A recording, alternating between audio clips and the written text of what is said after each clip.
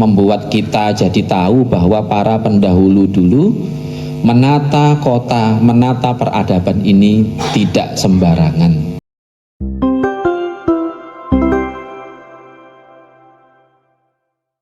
Kan beliau ini juga kita kenal ahli makam ya. Ahli kubur. Ahli kubur.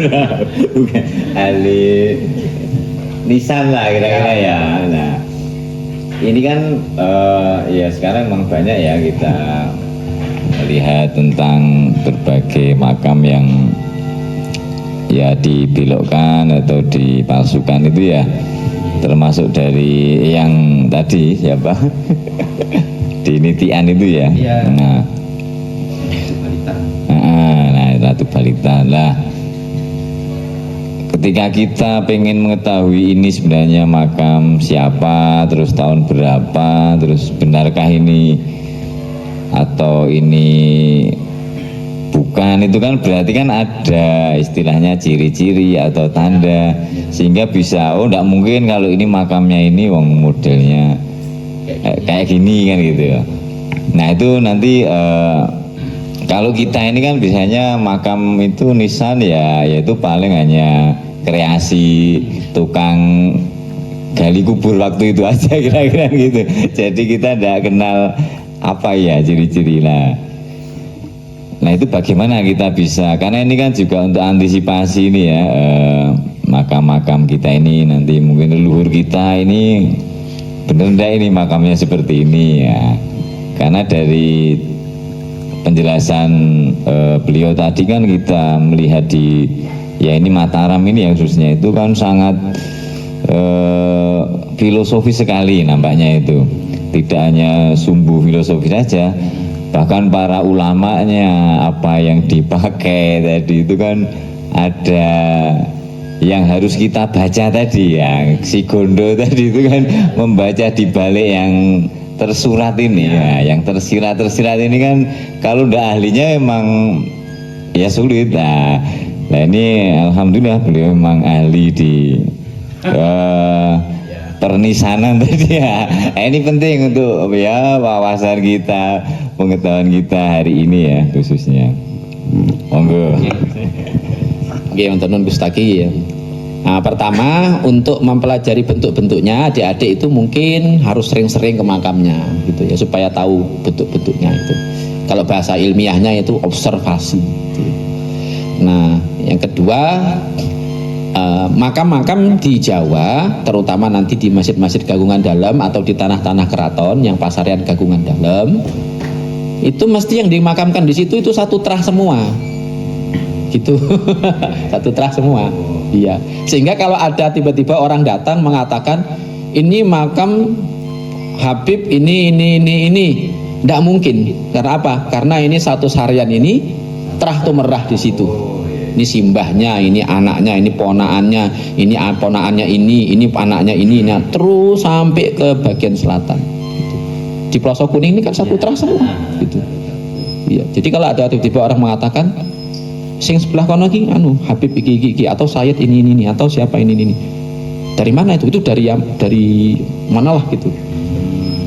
Itu berarti bukan apa? Karena satu makam ini satu terah. Anak turun di situ. Gitu. Coba jelaskan yang lagi viral ini ya. Sumodiningrat. Oh ya, yaitu dalam kasus ini makam KRT Sumodiningrat yang disebut sebagai Habib Hasan bin Toha bin Yahya gitu. Katanya makamnya ada di Semarang gitu. Yang kedua yang di Jejeran itu disebut lagi dengan istilah dengan nama Habib Ahmad bin Toha bin Yahya gitu. Padahal dalam catatan keraton bukan. Yang kedua paugeran makam di situ itu tadi itu anak cucunya Mbah Kriyan semua yang di situ. Kiai Ageng, nah tadi saya nyebut Kiai Ageng. Kalau udah Kiai Ageng berarti itu Asy-Syaikh Al-Akbar. Kalau Asy-Syaikh Al-Akbar berarti beliau ini tadi mursyidnya mursyid gitu. Nah, nanti di bawahnya banyak makam-makam tua di Jejeran itu. Ya. Ada siapa saja? Kiai Ageng Kriyan di situ, Nyai Ageng Kriyan. Nyai Ageng Kriyan ini adalah anaknya Adipati Singoranu yang menikahi anaknya Tumenggung Singoranu Kranon Nitian. Jadi di situ ada makam anak turunnya Mbah Jejer, Adipati Singorano ini anaknya Mbah Jejer, Kiai Jejer gurunya Sultan Agung. Jadi gitu, kalau Semodiningrat disebut sebagai Habib Hasan binto Habib Yahya atau Habib Ahmad binto Habib Yahya, sejarah Mataram Islam bisa bubar semuanya. Kenapa? Karena Semodiningrat ini adalah tedak turunnya Mbah Jejer, tedak turunnya Singorano, tedak turunnya Kiai Penjawi. Itu. Ada lagi di jajaran itu makam Mbah Kiai Rojoniti. Ada Kiai Jaya Winoto, ada Kiai Jaya Ningrat, ada Kiai Wiryo Winoto, adiknya Mbah Sumodiningrat tadi.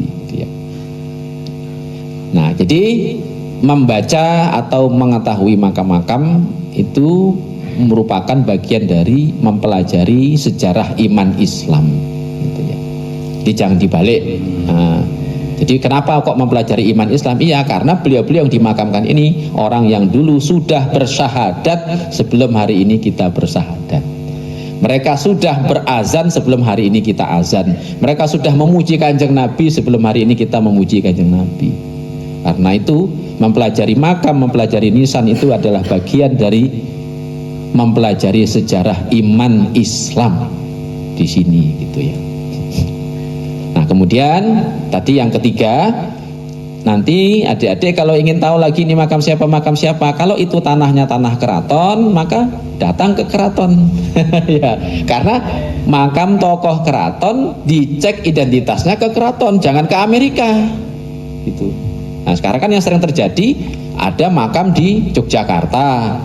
Lah kok ngeceknya ke Cirebon dan gitu. Kan enggak pas gitu. Kalau ngecek makam di Yogyakarta dan terutama kalau itu makam miliknya keraton, otomatis cek identitasnya ke keraton. Begitu. Kalau ternyata di keraton belum ditemukan, ya nanti dulu kalau belum ditemukan, jangan langsung wah ini berdasarkan ini namanya ini gitu. Maka penting kita menjaga keterikatan dengan institusi resmi negara atau pemerintahan resmi di Yogyakarta, yaitu Karaton Ngayogyakarta Hadiningrat. Nah, itu pentingnya di situ. Nah, kalau ternyata nanti tidak tahu juga, belum ketemu, ya sudah, tidak ada masalah. Makam itu nggak mesti tahu namanya, kirimi aja. Fatihah katur kagem simbah ingkang sumare wonten ing mriki Al-Fatihah. Udah cukup gitu. Wah, tapi ini kan wali, Mbah. Jika saya membaca Fatihah ada harum-harum, bau harum, nggak usah pakai itu juga di rumah ya, harum bojoku ya. Ada juga. Ya, jadi hal-hal begitu kadang-kadang agak mengganggu, tapi enggak anu ya, tidak usah dikatekke gitu ya. Nah, dari itu kami mengajak adik-adik dan hadirin semua ini. Nah, kita dari membahas Mbah Nur Iman masuk ke kekayaan atau tinggalan-tinggalan Karaton Ngayogyakarta yang melalui Mbah Nur Iman tadi, masjid-masjid, makam-makam itu. Apalagi nanti kalau mempelajari tadi pohon-pohon yang ada tertanam, wah itu membuat kita jadi tahu bahwa para pendahulu dulu menata kota, menata peradaban ini tidak sembarangan. Ada konsepnya, ada nalarnya, ada filosofinya. Kalau dalam bahasa anak-anak kampus ada ontologi, epistemologi dan aksiologinya. Wah, itu angel toh. Itu ya. Ini kenapa kok bisa ngobrol sampai sejauh ini? Ini karena Mbah Nur Iman memang dulu kiprahnya sampai segini gitu. Ini kita diarahkan untuk ngobrol banyak ini karena Mbah Nur Iman dulu begitu. Nah, barokahnya Gusti Allah yang dititipkan kepada Mbah Nur Iman itu begitu. Nah, kira-kira demikian Gus Taki. Monggo kalau misalnya ada adik-adik yang mau tanya pada Mas Rahmadi, pada Mas Mahen, pada Gus Taki, monggo. Ada pertanyaan? Putri Putra.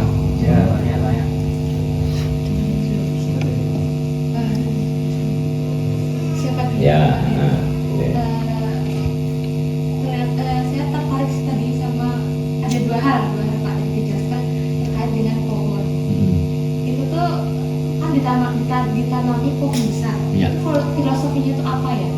Lalu sama keris. Ya. saya tuh heran kok banyak para wali itu punya senjata keris. Ya. Keris itu apa ya maknanya? Apa punya makna tersendiri? Ya. Mas Ramadi dulu, Mas. Pohon-pohon tua yang ditanam itu, ini kalau pakai tafsir para ulama di sini, kenapa kok ditanami pohon? Itu sebagai simbol dari mencurahkan kalimah-kalimah thayyibah kepada sahibul maqam. Jadi pohon yang ditanam itu kan nanti mendoakan sahibul maqam. Tasbihnya itu loh, tasbih pohon-pohonnya tadi itu sebagai rahmat bagi sahibul maqam. Kalau dalam Al-Quran kan nanti, kenapa kok ditanam pohon? Karena pohon itu simbol kalimat thayyibah. Apa ayatnya itu loh? Wa alam taro kaifa daraballahu masalan kalimatan thayyibatan kasajaratin thayyibatin. Kalimat thayyibah itu simbolnya adalah sajarah thayyibah. Sehingga para wali ulama dulu kalau nanam pohon itu mesti prasasti kalimat thayyibah beliau. Makanya saya katakan tadi, tidak main-main para ulama itu nanam pohon, itu mesti berhubungan dengan kalimat thayyibah beliau. Gitu. Karena apa? Karena simbol kalimat thayyibah itu adalah apa? Syajarah thayyibah. Asluha sabitun, akarnya di dalam tanah, wa far'uha fis sama, cabangnya menjulang ke angkasa. Itu kan sajarah thayyibah. Nah, itu ya Mbak ya. Nah, ketemu nalarnya ya. Iya, makanya di mana ada pohon-pohon besar, tidak ada macam-macam, itu berarti dulu kalau saya sudah sampai kesimpulan begitu. Kalau ada pohon besar di daerah sini, pohonnya apa? Benda. Ini berarti kalimat thayyibahnya karakternya kayak gini gitu. Meskipun harus dikaji lagi, ya harus dikaji. Itu ya. Tuh. Kemudian yang kedua tadi keris dan macam-macam. Keris itu kalau di Jawa itu kelengkapan atau kesempurnaan takwa seorang mukmin itu punya keris. Ya. Kiai kalau nggak punya keris di Jawa itu dulu saru. Dia Mas Ramadi. Kiai kalau nggak punya keris di Jawa itu saru. Gitu. Kenapa? Karena bukti dari kesempurnaan takwa seorang mukmin itu punya keris.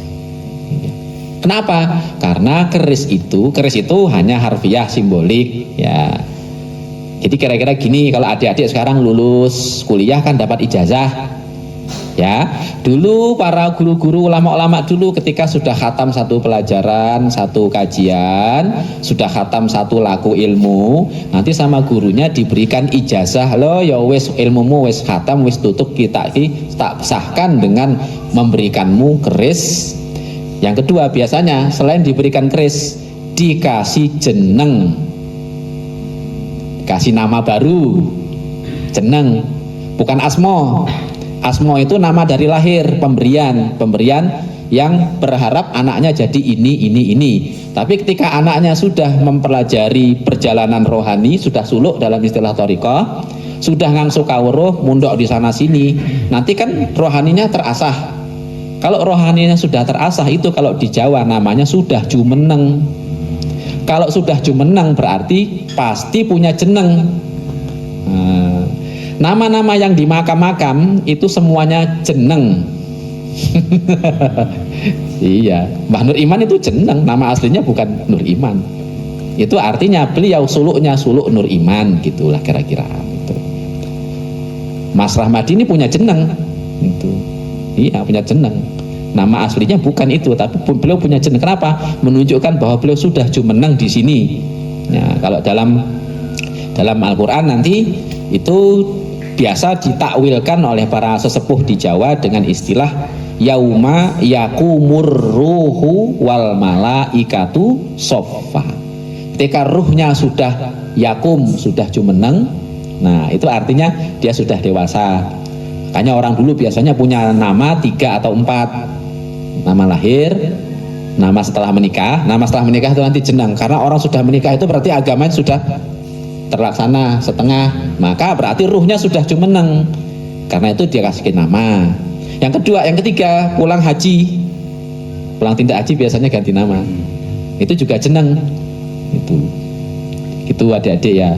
Nah, keris itu menunjukkan bahwa si orang ini sudah jumeneng dari sisi ini. Kerisnya misalnya namanya Tilem Upih Berarti tilem upih itu maknanya apa? Berarti dari sisi makna tilem upih dia sudah jumeneng gitu.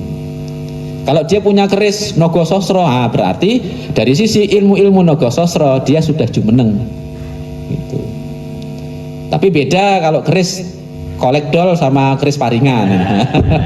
Kalau yang paringan pemberian itu berarti sudah jumeneng. Kalau yang kolekdol itu ya mahar jual gitu. Itu ya hari ini umum terjadi gitu. Nah, gitu ya adik-adik ya, gitu ya.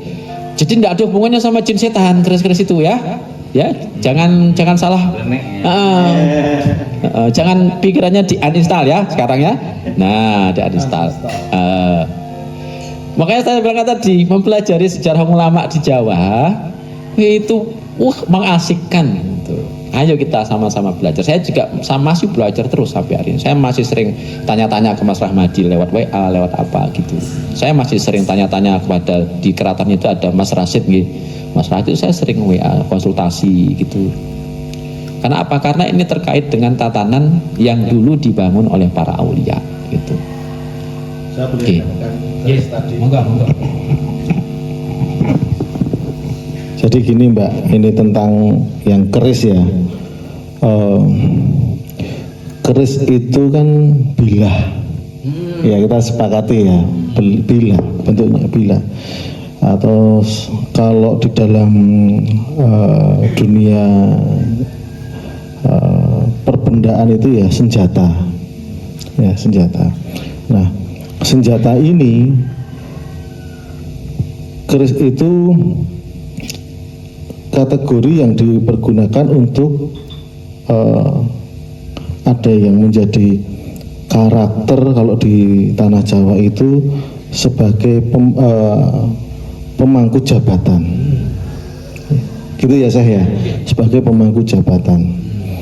Nah, ada yang sebagai prajurit, nanti bentuknya atau jenisnya seperti apa itu ya sebagai prajurit. Nanti kalau seorang adipati beda sendiri, seorang raja beda sendiri.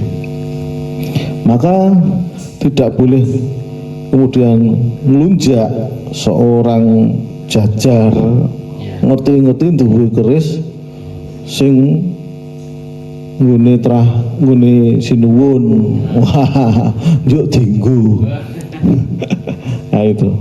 Nah itu, salah satu yang kita bisa pelajari tentang keris.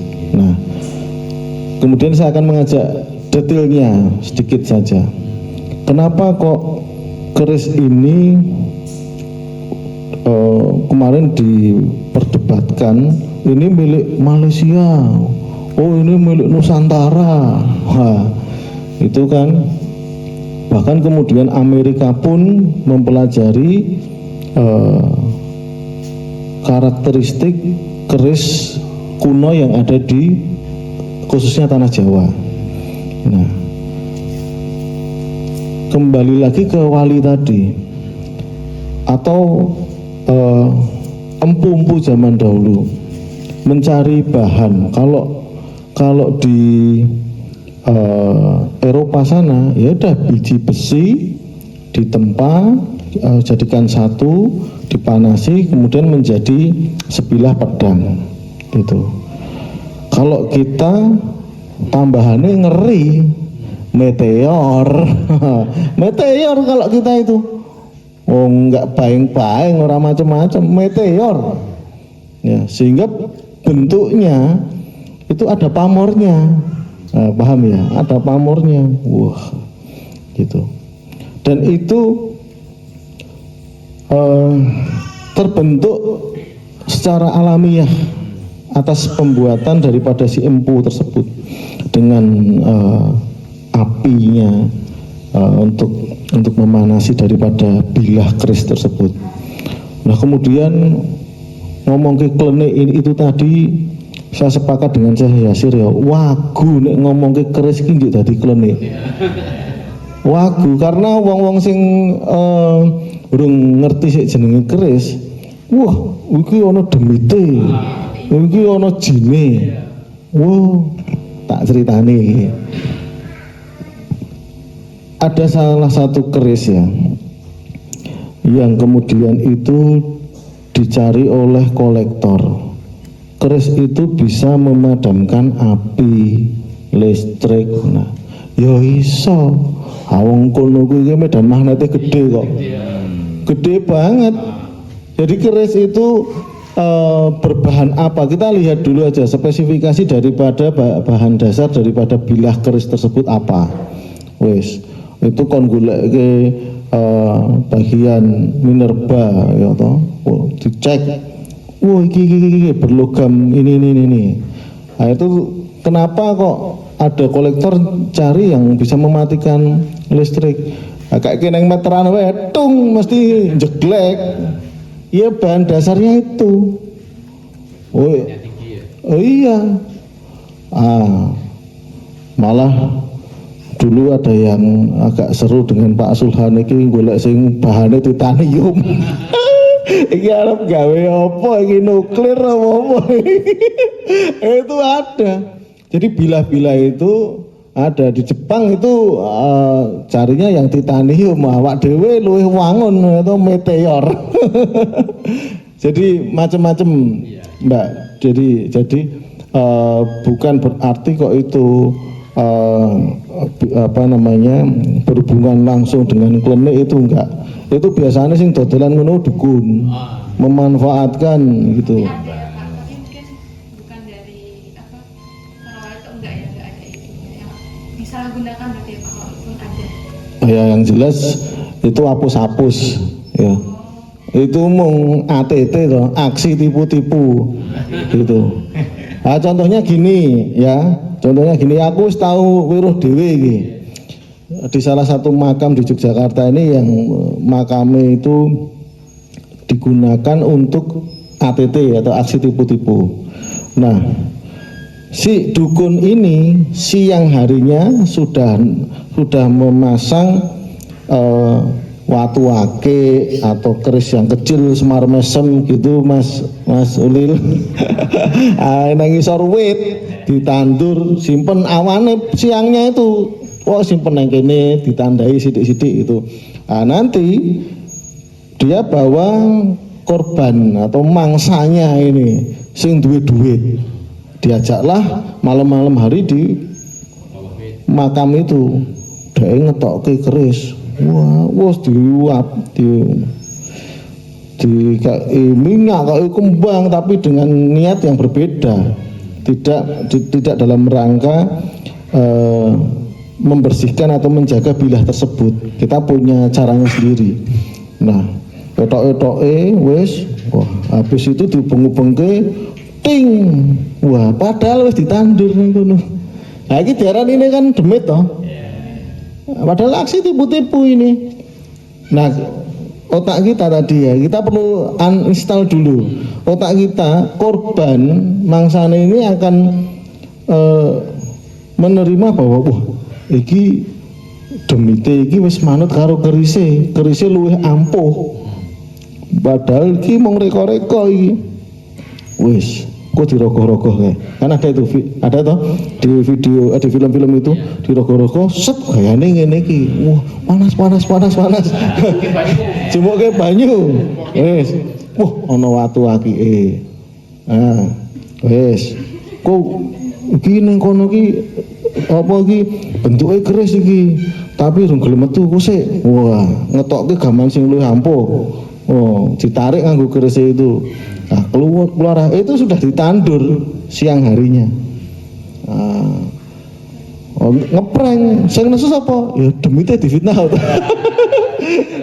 Iya, aku ra melu-melu iki masih gendruwo iki ra melu-melu kok malah kena fitnah. Jadi orang-orang kemudian itu identik dengan keris, itu identik dengan jin atau perkelenian, enggak. Kalau gitu caranya ya so rapayu atau orgone larang, itu kan karena memang bilahnya memang mahal gitu loh. Nah, kita golek bilah peso dapur tuku ning pasar Mengarjo karo tuku sing Victorinox, iya toh Yo larang beda ning pasar 20.000 Victorinox sak 300. Nah, itu beda.